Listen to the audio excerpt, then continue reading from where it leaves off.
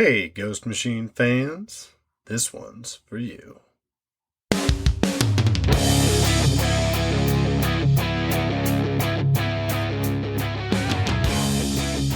Welcome to the Ghost Machine Fans Podcast, Episode 9. This week we have another new release to discuss with Rook, Exodus 2. I am Becky, aka Snoggle, and I am joined by my special friend Nick. And I am joined by a pack of dire wolves. A giant turtle. A maul of grizzly bears. And a murder of crows.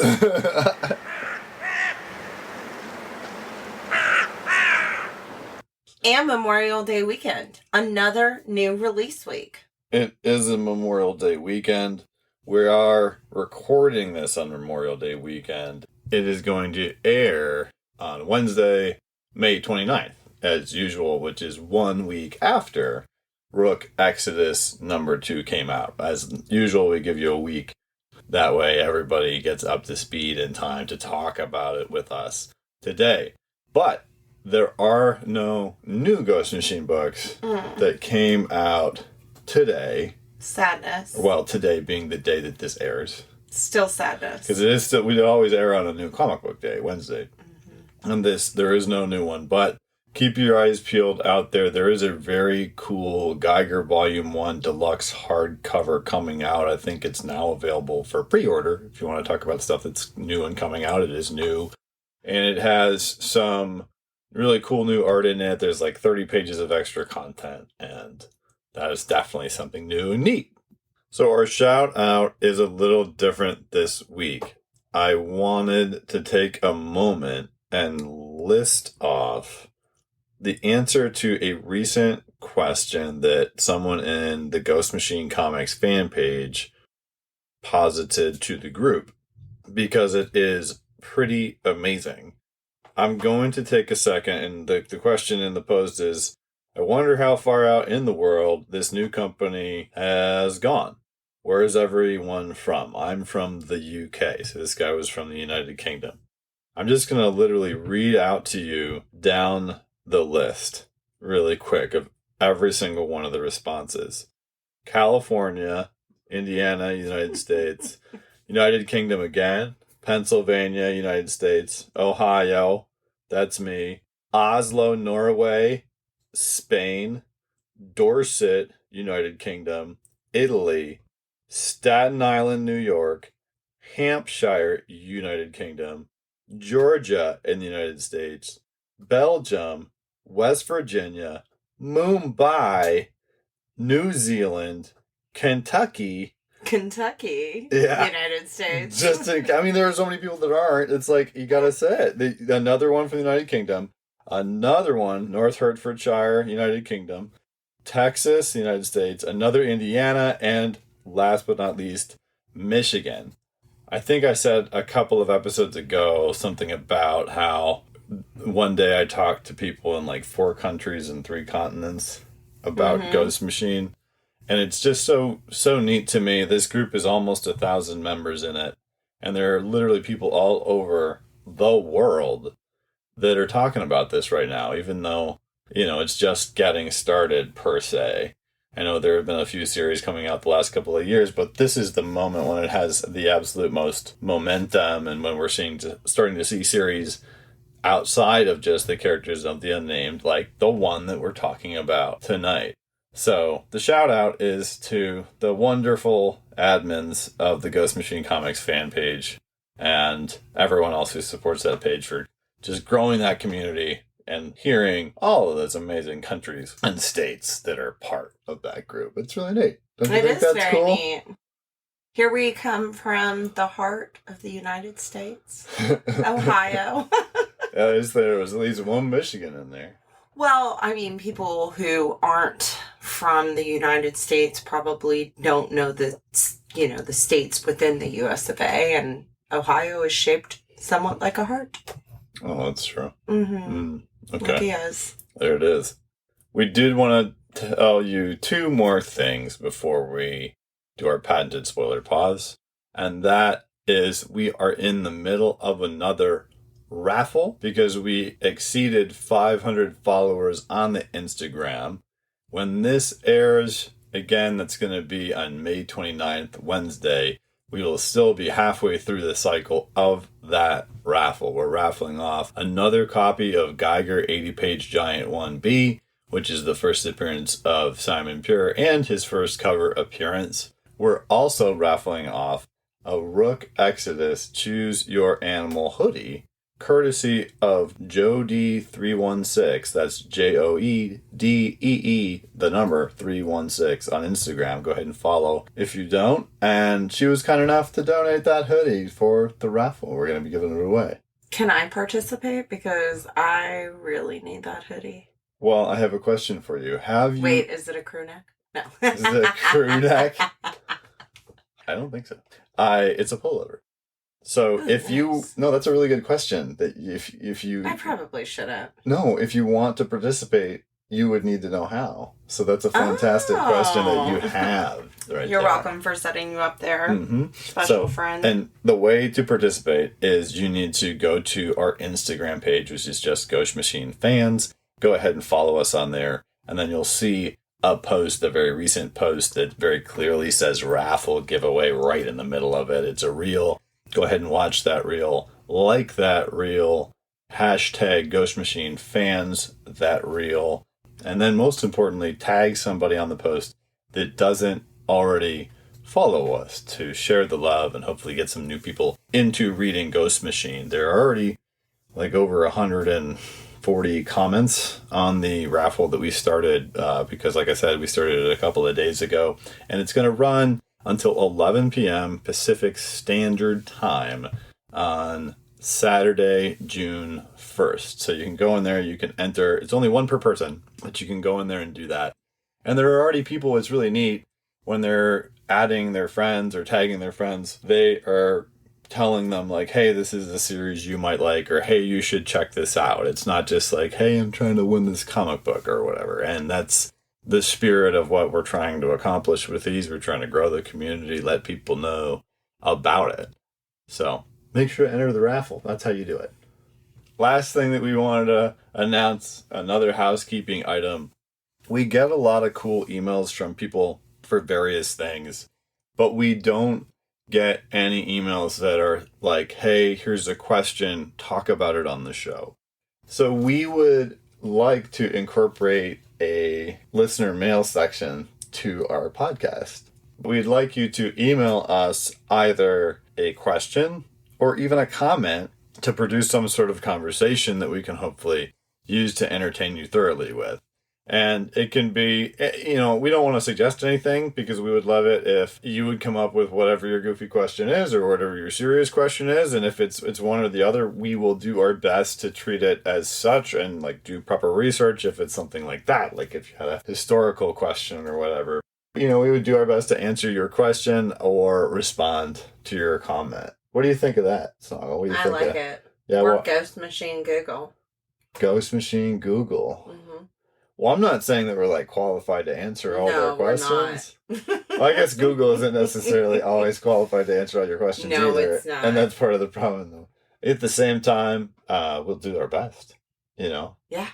to get those Absolutely. answers or to... Who says they're specific knowledge questions? They might be asking about our thoughts and feelings. Let's hope so. I hope so. Yeah. Because I have a lot of them. Yeah, and, if you email us, the rules are we're going to read it, and if it's remotely related to Ghost Machine, we'll use it, probably. I shouldn't. You should specify those later on. Over-promise and under-deliver on this one. Yeah, out there, I know we have a lot of regular listeners. I can see the analytics for the show, and it's awesome that the same people are continuing to listen every time, and it's awesome to see it grow as well. So please contact us with your fantastic questions and comments. Fantastic. Emphasis on the fan. We must take a moment now and pause because, as usual, we are going to speak about our comic book that came out a week ago, and we have read that comic book. And that comic book is Rook Exodus number 2. Rook Exodus is the series that started about like a month ago now. It was one of the 3 that started as ongoing quote-unquote series along with Geiger and Redcoat. But it doesn't take place in the world of the Unnamed like those other 2 do.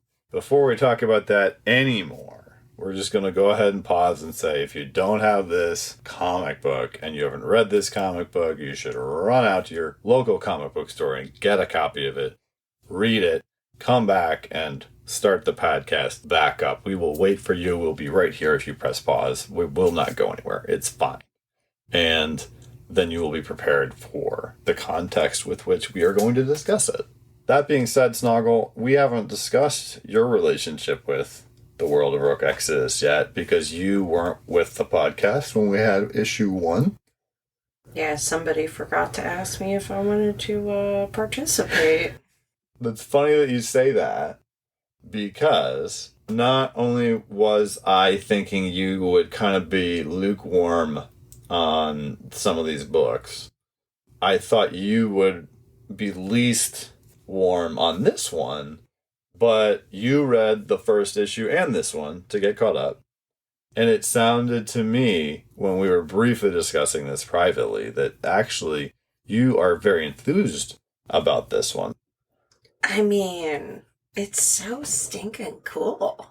I don't know how, in general, the world of Ghost Machine is feeling about it, but you can link up to a mask that lets you be one with the animals.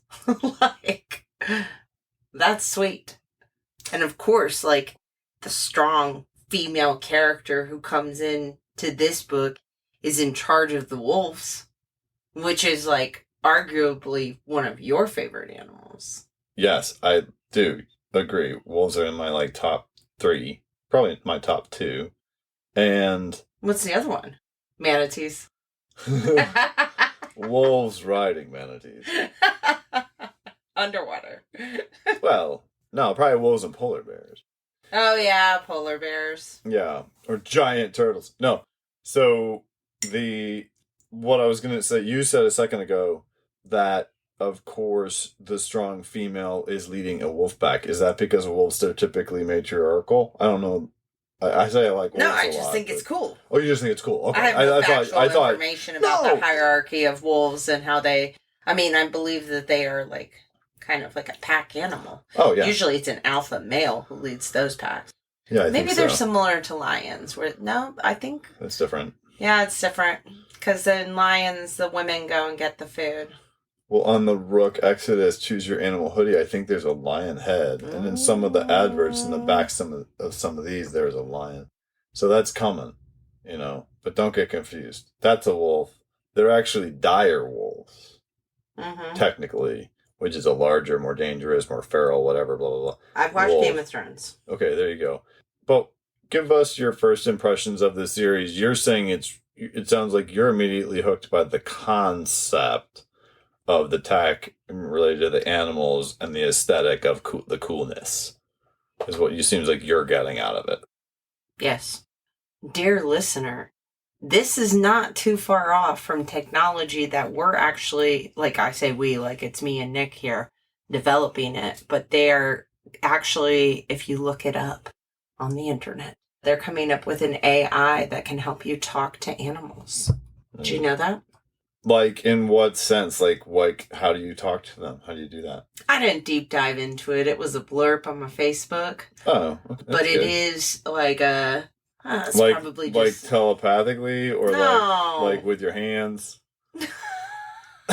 I mean, it depends on the animal. Ever seen Congo? I think it's, oh my gosh, like Amy ASL. Amy Good Girl. No, it's Amy supposed Good, to be able right? to interpret the animal's sounds back to you. Like the AI interprets those sounds so you know what they're saying, and vice versa.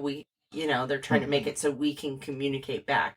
I'm going to assume this technology will be used with cats and dogs.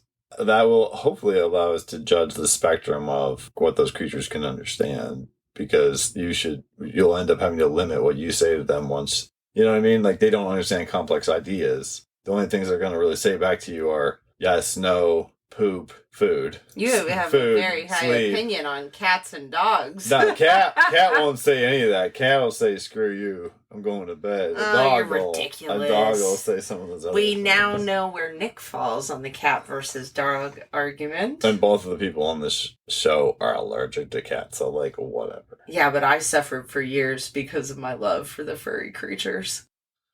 All right, so the aesthetics really got you. You liked the animal thing. Then, what about the world? What about the setting?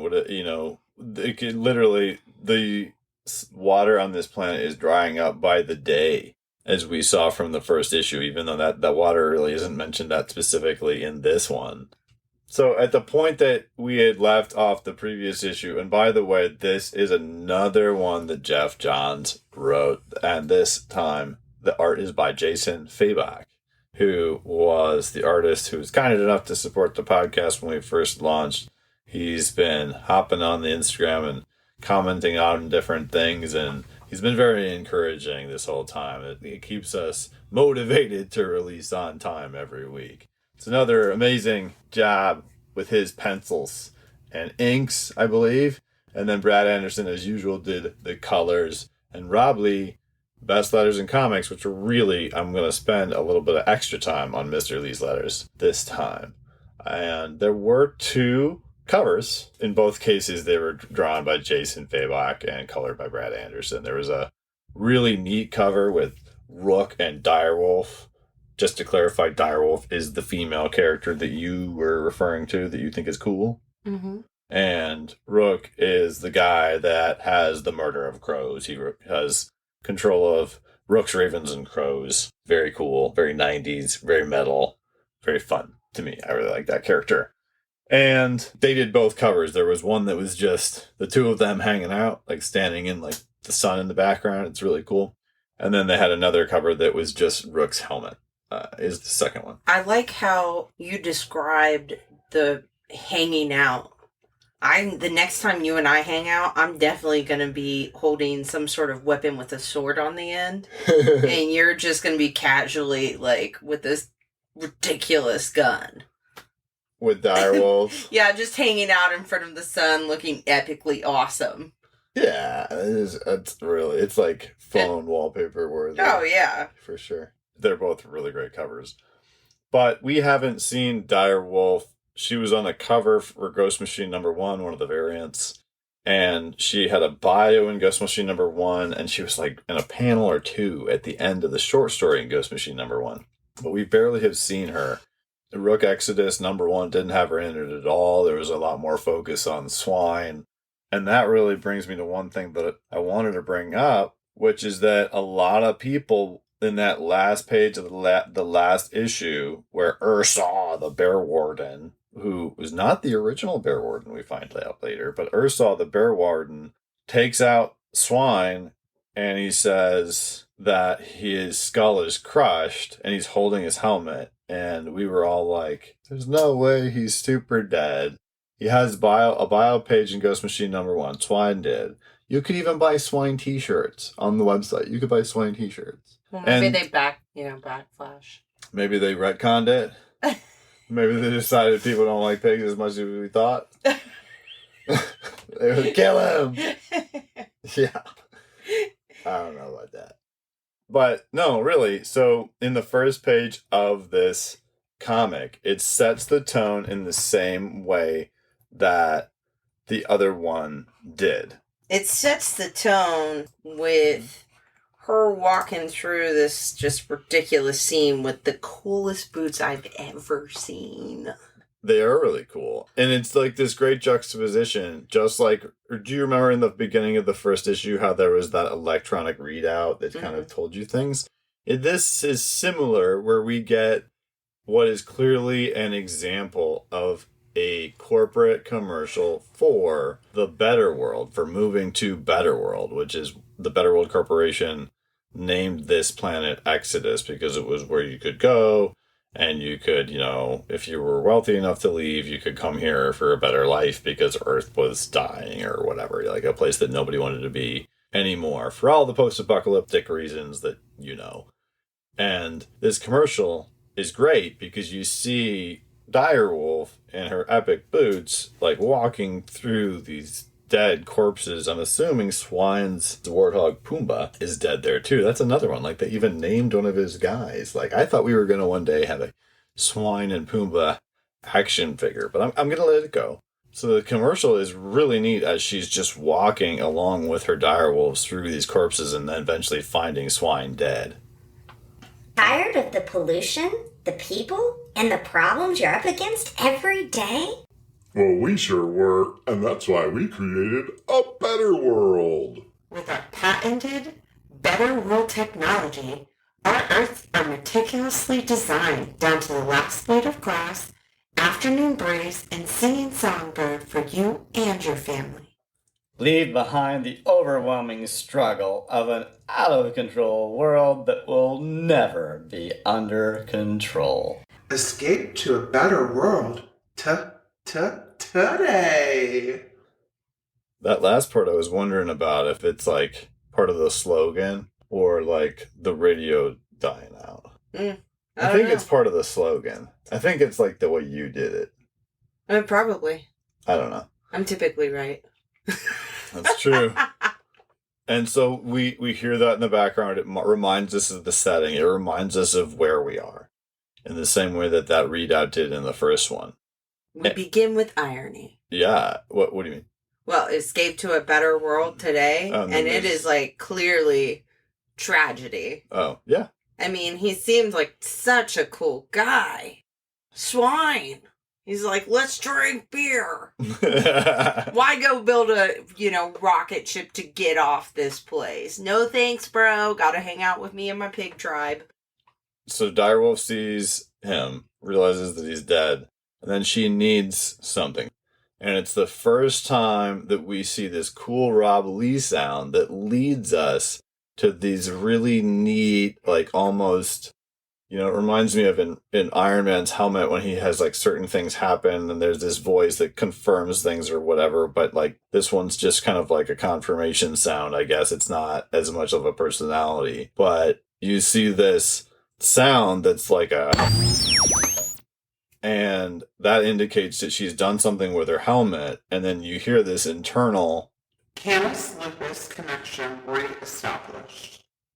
and so and then you see the animal's eyes glow, and then we see her using the connection in a way that you really haven't seen Rook do this in such a determined way. Up to this point, we usually see him drinking to not think about his buddies, the crows. Whereas Direwolf uses her instinct influence, I think is what they call it. And she says that she needs to use Freya, which is her Direwolf's name, and she needs to use her determination and drive and instinct for the hunt. And then you get this awesome full-page Jason Fabok spread with, it's like 7,000 different shades of black by Brad Anderson, and she just looks amazing. And the whole point is she's saying, like, flip the hunt on. We have to find his friend. We have to find Rook. Rook kind of did that. When he was getting attacked by the bear, he used the crows to help him. Oh, no, he uses them. He's just not as cool as she is. Sure. Well, in a little bit, we hear about what their instinct influence does to him a little more. I'm more so saying that we see her use it almost positively, like without any, he always is like, I can do this, but it's gonna have these bad things too. Like, well, he is communicating with like a murder of crows versus like wolves. Wolves is a pack of dire wolves. Yeah, I mean, like come on, there's a different level of intelligence there. Yeah, well, sure. But she doesn't find him. She's going to obviously go looking for him. And then we see him in more of his good guy qualities, for suffice it to say. Like, he tells us amidst a whole bunch of his animals, it looks like in the background, like a whole bunch of crows and ravens must be just with him. They're flying all around above the water where he's in a boat. And he's found this remnant of another crash site. But he's actually happy because since it's underwater, it's less likely to be damaged by fire and stuff like that. So he's out there doing it. but he doesn't even want to take a second. Like, he's just sitting on this small boat, and he doesn't want to dive in and get what he needs because he's like, what if I miss Swine's call? Because our plan is, like, if we get gacked, then you're supposed to, like, run and then reconnect is the short version. If we get gacked. Yeah, man, that's what that, Oh, I'm aware. You get got. I'm aware. I just realized when he's on the boat, like right before we flip to the page, and this giant turtle comes out to get him. Whoa! You can't just pew. I mean, we did a spoiler alert. Do I need to do one for you mid-read? But look at how you can see the shadow of the turtle under there. I know. Literally just noticed that. Actually, it's funny that you say you literally just noticed that, because what I was going to say is that's the type of thing. For me, I didn't notice it until reading it a second time. Mm-hmm. And it made me think of, when I noticed it the second time of reading it, that comic books are a medium that can almost always be assumed will be read more than once. Especially if they're like high quality comics, if they're not ones you kind of zoom through to get to the next one no matter what, and all the details don't really matter. Because that turtle shadow beneath his boat is like 30 of the boat or something. Like, it's huge. It's massive. This is where this just comic goes rock and roll on you and says, I don't care, and that's fine. Yeah, that dude's dead. That lady's got some wolves, but this dude now has to contend with a giant, I think it's a snapping turtle. Whoosh. Is that fair? Because it's got the beak. And And if you're going to do it like 100%. So it's got to be the snapping turtle. Yeah, sure. Because it got the beak. All right. As the overgrown reptile snaps. And then you see this amazing water sound. It's BWOOSH from half of a page written by Rob Lee. As the creature just overturns his boat, and he's like, no, I'm still going to get what I need. And what did you think, just really briefly, on the page where he's swimming down to get the thing that he needs? It's as if you can only see the color detail on him and the thing that he needs, but then everything else is in the background. That blew my mind. The contrast there. Do you know what I'm talking about? Mm-hmm. I think it looks great. I just think that that's such a wise way to help us focus while still iterating that, hey, yeah, you're underwater, by the way. And that's why he's in these circumstances. But again, it's all like dark grays and light dark blues and bluish grays and a little grayish green, all the same part of the color wheel. I was super focused on the thoughts that were going through his head as, first of all, we need to talk about, yes, the giant snapping turtle almost, bites him in half or whatever while he's on this boat. He still dives into the water, which, okay. And then as he's diving, I think you start to see why he doesn't feel the same way about his creatures as maybe Direwolf does. He's like, I fight the birds' overwhelming selfishness and remember swine. Mm-hmm. So, we learned a little bit about why he has been chosen to be one with the crows. And it's almost, he never wanted to go to this planet. Like, they obviously burnt down his father's farm and kind of pushed him there. And I guess the only connection he had to was with an animal that had infuriated him back on Earth as well. So he's just thinking about that while he's swimming to the, bottom of this sea or whatever, while there is literally that turtle would absolutely kill him if he got anywhere near that mouth. That's what I noticed. But to your point, right before he says exactly what you said, he says, he's referring to the things that happen with the instinct influence, and he says, we start to think and feel like the species we're connected to. The birds above have no feeling of loss as the creature devours their brethren, only relief that it wasn't them. So it's getting down to the specific point of some creatures have a capacity for empathy and some do not. Mm-hmm. Which is probably more so the case with a pack animal like a wolf. They do actually care for one another or see the need or benefit to care for one another. Whereas one would read this as saying that crows do not. Crows don't have friends. Every man for himself if you're part of a murder of crows. Although I've heard they're rather intelligent animals. I was about to say the same thing. I've heard But they're I'm very going to smart. say something They do hang out really together, stupid. counting crows. I listened to Counting Crows for years, like way too much. I am not shocked. Wow, that hurts. I didn't say that was a good or bad thing. Oh, I did.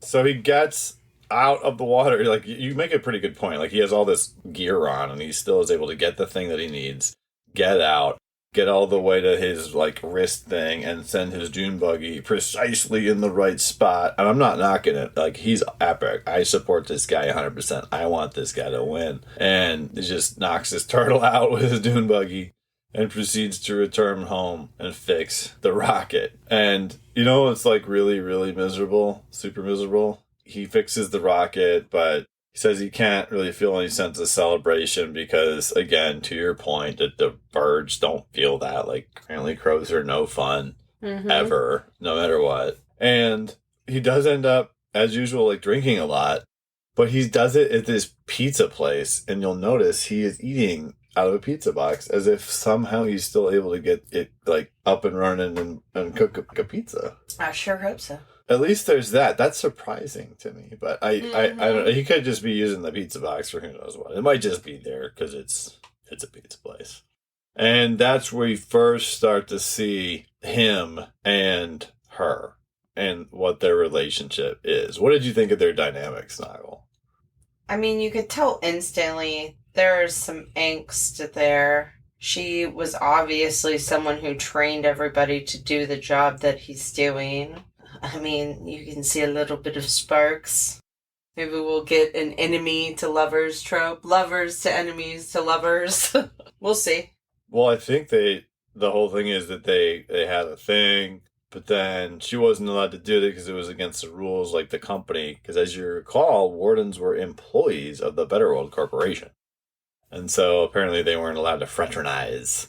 And she's a company woman for whatever reason. Like, we find out that her father's involved as well as you go. It's interesting because it's like, okay, well, hey, there's a thing there. That's good. There's another layer to him other than beans and booze and pizza. You find out her real name.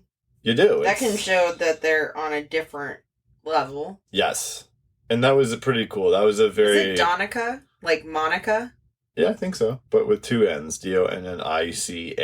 And he drops it in a very like Jason Fabok profile in the panel only way. Like, come with me, Donica. With the handsome scars. A whole bunch of scars. Yeah. And she does inform him about swine. And because he finds out his friend is dead, he's like, okay, well, my rocket is ready to go. We need to go. We have to go. You can tell he still like yearns for her in a different way. This could be our second chance. Our only chance. Well, but he's even saying their second, it's like, yeah, that's the second chance for their relationship. Double meaning, yeah, obviously. Absolutely. Exactly perfect. See, that's why you're so good. I know. And the double meaning is to like leave the planet, move on, whatever. And also for them maybe to be together. But that's what's confusing to me. She says that this is our world, Rook. You need to stay and fight for it. And it's like, why? Why does he, why? Because as far as we know, the terraforming process, this is where I want to know what the planet's condition was like when the terraforming process began. Because I thought it was totally desolate. And that would mean that if it's reverting to that, why on Earth, or why on Exodus, would they want to stay? Unless she knows a way to restart that process or fix that machine, that terraforming, like I think they called it like a world engine or something like that. That's a common term for this. Didn't she say there was a way? They're coming back to fix the engine to make things right. Oh, that's right. Yeah, she does. So maybe she's just delusional. Or that's her genuine hope. Good point. And that means that if it's their world and they need to stay and fight for it, that's the presumption. Her ultimate hope is that that's what happens, which is still kind of not great because who knows the rate at which this planet is deteriorating and what they'll have to do to survive. We still don't even know a total of how many people remain, even though this guy was able to make a whole rocket on his own. So she has faith that they're coming back ultimately and that they're going to make things right, not just to fix it, like to make things right per se. And that makes you wonder why it's so important. And you always talk about Rob Lee and his amazing letters, right? So this boom on the next page. Woo! Yes. So out of nowhere, they're talking. He's basically like, let's go get on my rocket. It's time to go. And then we just see half of a page. It's B-O-O-O. 3 O's, M. Big O in the middle. Big O in the middle. And this KRSSHHH which is what the windows sound like as a result of this massive explosion. And then SKREEE as something scrapes up to it. And then just the most epic, I'm sorry, it's 90s. This is 90s to me. Everything that happens after this is just so awesome and metal. I just feel like there should be rock and roll music quietly playing in the background of everyone's helmet. Quietly? Well, at least just in, like, everybody's got to know that, like, there's a soundtrack now. What are the Bears listening to? Is it Rage Against the Machine? Well, I was. Is it the Metallica? Like, da-da-da-da-da-da-da? No, not Metallica. Ever since Napster, no, not. So it's definitely Rage Against the Machine. Sure, I'll give them that. That's fine. Rage Against the Machine is fine. I wasn't thinking the Bears, though, because what we see is this massive, almost Tumbler-esque, but more like a tank. You know, like the Tumbler from Batman, but bigger, and, like, wheels are even huger. Followed by these massive, oversized house bears, like we talked about long ago. They're bears the size of a house. Except these ones have harnesses on them. With weapons! With weapons and people sitting, like, on the sides and on the top. So those are the people that I think are jamming out. You know, I don't think the animals want to be doing this. Which is also something... their minds are being taken over. Yep. Poor bears. And bears. as this massive vehicle, which is just another Rob Lee VRRRRR, like across the screen. And then another one of those KLI RKs as we see the Bear Warden connect to his drift. Ursaw connection reestablished. And then the same thing happens with Direwolf, but, you know, the verbiage is a little different, which I think is really neat. Canis lupus connection reestablished. And so she just get ready for battle with her wolf drift, and the Bear Warden is connected too. And then there's a very, very cool detail to me, a very important detail to me, that helps me. I know what it is. It helps me begin to understand why maybe this matters to her. What do you think it is? Oh my gosh, I feel like we were talking about different things. I thought you were going to say there was an important detail that was exciting to you. And I thought it was that he didn't want to kill these raging, crazy bears coming for him. That is what I'm going to bring up, but not him, her. Oh, I thought he said it. Mm-mm. No, it's her. And so she says that they don't want to kill the animals because it's not their fault, because she knows that they're not essentially in control of themselves in this case. Mm-hmm. And like essentially saying like this guy is either misusing his drift or that they don't act naturally anyway because of the circumstances which have led them here or whatever. But she raises her weapon, and it's another really neat Rob Lee sound. It's THOOMF, and it is a tranquilizer dart that comes out. That hits one of the bears, and it goes down with this fantastic THOOMM. You know, and the battle continues from there, but we just see this really cool moment between the two of them where they decide that, you know, they have to go. They have a rapport, and he's like, one more time, we can leave right now. And then we get one more when this cannon goes off. Rob Lee, CHOOOM. And another BOOM. Yeah, it's beautiful. Oh, but also so beautifully sad. It is sad because what's the thing that goes boom? The rocket. The rocket. Oh my gosh. The rocket goes boom. You might be saving this till the end. But she doesn't say who Ursa is. Ursa's not her dad. How did you know this instantly where my brain went? I don't think Ursa's her dad because... Oh, you know what? I don't really have a reason other than I don't know that I see that going in that direction. I just would be surprised because her dad... Would that not be the point? So they get away. They get away. They do. All we find out about Ursaw is that he was not a warden. He stole the helmet to become one of his own choice. So he's using the powers of his own volition. He's been genetically altered. The bears aren't the only ones who've undergone genetic alteration. The man behind the mask has too. I just feel like they've obviously had a conversation, right? Because he's like, "Come with me, direwolf. Like, this is your last chance to join Team Crazy Bear." And like he didn't exactly give Swine a choice. He just like ripped out his spine. Like, she knows this dude. You know, you've really, I don't want to say you've upset me. The first thing I want to say is when she says he calls himself Ursaw and he's not a warden Rook, or at least he wasn't before he stole that helmet. She's intentionally, and like when he said what you said too, the bears aren't the only ones who have undergone the genetic alteration, etc. She's talking about it as if he's not someone close to her, but she could be also being vague on purpose. He knows how to use it, so her dad was involved with the program too, but was not a warden. And maybe it's not her dad. We don't know. She could have a brother or close friend. Her brother. Her cousins. Yeah. No. Her cousin. I think you have it, because we know her dad's involved. I think that you have a really good point, because it's like, why would her dad have been a warden and her be a warden? I doubt that. That doesn't really make sense. He was in charge of the warden. Or something, like, or in similar capacity. Like, who knows? But I doubt he would have been this, so maybe something changed. If you called it, it's going to be like, oh man, like, you're going to have the biggest high five if you get that one. You're going to buy me that hoodie. I'll buy the hoodie for you anyway.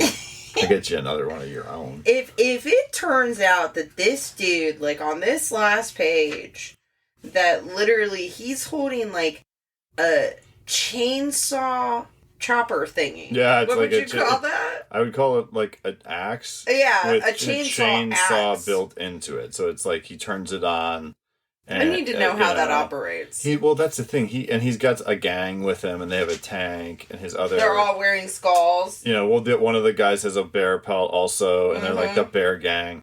It looks a lot like right now. If you see those Furiosa previews, he looks like a kind of different version, a bear version of Chris Hemsworth character, or there's always like a boss of the bad guys in post-apocalyptia, but I really like this post-apocalyptia more than any other. I find it more interesting. And now you really threw me for a loop with that. Because if that's her dad, I'm gonna be so impressed with you. So it's cool though, because they say next month the wildlife grid, and then you get to see a picture of the cover where Rook is just hooked up kind of like the Matrix or whatever into his helmet or something on his back too, maybe. And then you get a sense of, all right, they're all connected somehow by the technology. We talked about the wildlife grid a little bit. What did they say about it? That they can kind of feel each other, but kind of not. He gets onto the grid sometimes when he was looking for swine. Yeah, and then he stays off of it because of wanting to stay away from some of the others. You talk about this grid, and all I can see is like, oh, so these turtles are being controlled as well? That's scary. Oh, yeah. I can't wait for the turtle. Oh, look at the fox. The turtle warden. I know there's a snake warden coming in a later issue. That was pretty good. I'm looking right back at the part that you're talking about. He says, I was up all night waiting for him to reconnect to the neural network, the wildlife grid. Instead, I got a reading of another crash site. So he never saw swine pop back up on the grid. So you're right. Even though they're not the same type of animal that they're connected to, they can kind of do that. So it makes you wonder, does that mean the Ursaw guy can sense where they're at and continue pursuing them? Or, it's just such a really neat, cool, metal world that I am really, really enjoying. And I'm glad that you are too. How's this rate for you with Geiger and Redcoat, Snoggle? Redcoat and Rook are very even in my interests. I would agree with that because they're like really good for two totally different reasons. It's like one is a really good seafood restaurant and one is a really good steak restaurant. Well, I just really want to know what's going on. As you know, I read a lot of books. I usually don't read a whole series of books until they're all out because I am impatient. Same with, TV. We don't have to wait now. It's all on Netflix and boom, you have the whole season and you can binge. I am just on the edge of my seat. What's going to happen? Yeah. So, that's something that I think is very exciting about really all of these series. For sure. And I think maybe Geiger just hasn't started at the same pace as some of the others because it's continuing on something that's been going on for a while. And that pace has been okay with me as well due to the nature of that story. But I feel like because of that, when something big changes in Geiger or happens, when it takes a turn, it'll be that much more impactful. So I can't really rank one more than the other. I really want to read all of them the second that they come out. But I gotta tell you, just like I said, I think in the second episode, Jason Fabok, I still have a bone to pick with you, sir, because you make me feel like I'm cheating on the unnamed, because you make me want more of this universe sometimes than I do about that amazing interconnected universe that they've got going with that continuity. So really, really loved this book. It's a fantastic comic book to put in the hands of anybody, even if they're brand new to comics or they've been reading forever. Rook, Exodus #2. And as a reminder, next week we will be going back to Junkyard Joe Volume 1 to continue our deep dive because there will not be a new release for us to reflect on. And make sure to go on the Instagram, check out our post about the raffle. We're giving away a comic book and a hoodie, and we would love to give it away to you. Snoggle, do you have anything for the end of the night? Direwolf is 5'10" and only weighs 128 pounds.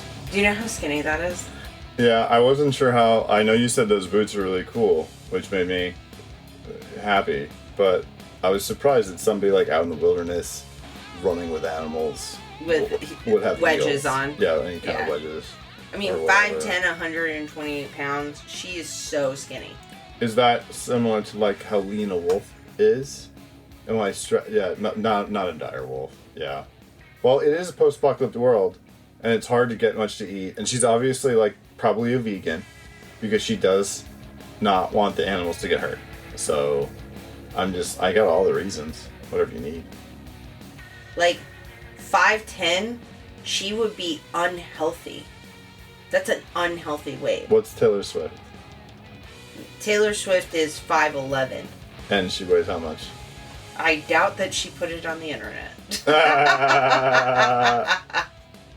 $1 billion net worth. That's how much she weighs. There you go. All right. Well, I guess we'll see how that works out for Direwolf. That's she seems like she's pretty capable. Like she's very relaxed. Oh, she definitely does. I mean, she's got it's like 20 pounds in the.